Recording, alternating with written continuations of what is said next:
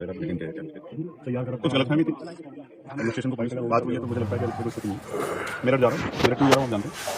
मेरठ में गुर्जर समाज के 2 दर्जन से ज़्यादा भाइयों को, निर्दोष भाइयों को सूचना बनना तो अपने महापुरुषों के सम्मान में तो पंचायत चुनाव चाहते परमिशन, हालांकि परमिशन अब उन्हीं को मिलती है जिनकी सरकार हो, कोई और किसी भी जाति का, किसी भी धर्म का, विपक्ष का हो, उनको नहीं मिलती। उनको निर्दोष लोगों को जेल में डाल दिया है। उनमें हमारी पार्टी के राष्ट्रीय महासचिव भाई रविंद्र कुमार राजू, इस पार्टी के नाते भी और इस समाज का जो मेरे साथ प्यार है उसके नाते भी मेरी जिम्मेदारी बनती है कि आज उनका दिन हुआ है, उनके साथ अपने भाइयों से मिलने जाना, सलाह के फिर तो अब कोई नियम कानून नहीं बचा प्रदेश में। आपका मेरा किसी बात विवाद हो गया, आप सरकार के पक्ष में, मैं सरकार के खिलाफ हूं, मेरे घर कोर्ट ने भी कहा कि बुलडोजर नीति ठीक नहीं है। क्या तो बुलडोजर चले, जो मकान 50 का वेद कैसे होता है? फिर रात में कोई विवाद हो, सुबह वेद हो गया, सुबह बुलडोजर आ गया, मकान गिरा देगा। तो ये जो अन्याय है ना, न्यायपालिका की, तो न्यायपालिका की बुलडोजर चला दो। ये जो दमन है, दमन को नहीं स्वीकार किया जाता। इसलिए दमन के खिलाफ जाएंगे और अपने भाइयों की बात सुनेंगे और उनकी आवाज को लोकसभा में भी सड़क पर उठाने काम करेंगे। तो बड़ा आंदोलन करना पड़ा, निर्दोष भाई फुलाने के लिए, उनको झूठे मुकदमे में वापस काम करेंगे, टेंशन नहीं बैठेंगे। आजम खान साहब से मिलेंगे। हाँ, आजम खान साहब का जब आप जिक्र कर रहे हैं तो मेरे याद आया कि आज मुझे बड़े अधिकारी के फोन था, और जब वो फोन आया उसके बाद जब मैं 10 मिनट बैठा तो मुझे आजम खान साहब याद आया और अब्दुल्ला आजम याद आया।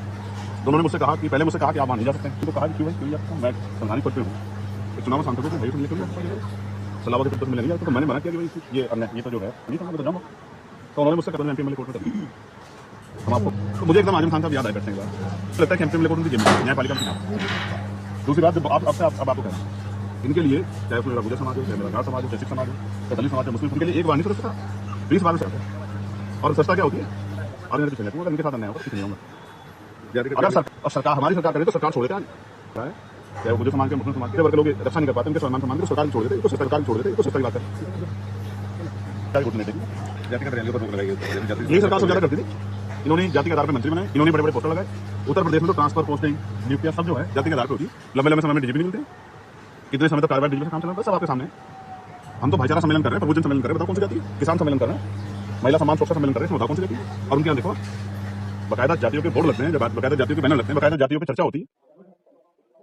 तो हम एक ही बात कहना चाहते हैं, आपका नाम क्या है? दीपांशु शर्मा। और ये आप शर्मा नहीं बताते, मुझे कैसे पता लगता कि आप किस जाति में पैदा हुए?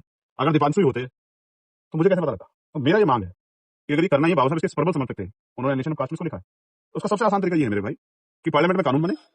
ये बड़ी जातिवाद बहुत बड़ी बीमारी है, पूरे देश को लगी हुई है। तो लोकसभा में कानून बने, लोकसभा से पास हो, सुप्रीम कोर्ट को इंप्लीमेंट कराए, और कोई भी आदमी अपनी जाति का, अपने नाम का सरनेम ना लगाए। हर कोई भारतीय लिखे, भारत है ना, ये भारतीय लिखे, तो हम लोग सबसे बड़े प्रबल समर्थक होंगे। मैं किसी और कानून का समर्थन करूंगा, इसका समर्थन करूंगा और उसको इंप्लीमेंट कराने के लिए घर घर जाकर लोगों को समझाऊंगा। मैं भी समझा सकता हूँ, लेकिन सोचो जो लोग मुझे मानते हैं मैं उनको समझा दूं, और दूसरे जो लोग हैं वो ना समझे, तो फिर भी ऐसे ही बना रहेगा। एक ही तो पहचान लेगी, बाकी नहीं हो पाएगी। इसलिए सबको ही करना पड़ेगा। इसलिए केंद्रीय सरकार कानून बनाए और सुप्रीम कोर्ट इसको इंप्लीमेंट कराने में शक्ति दिखाए, और हम लोग तैयार हैं। ठीक है।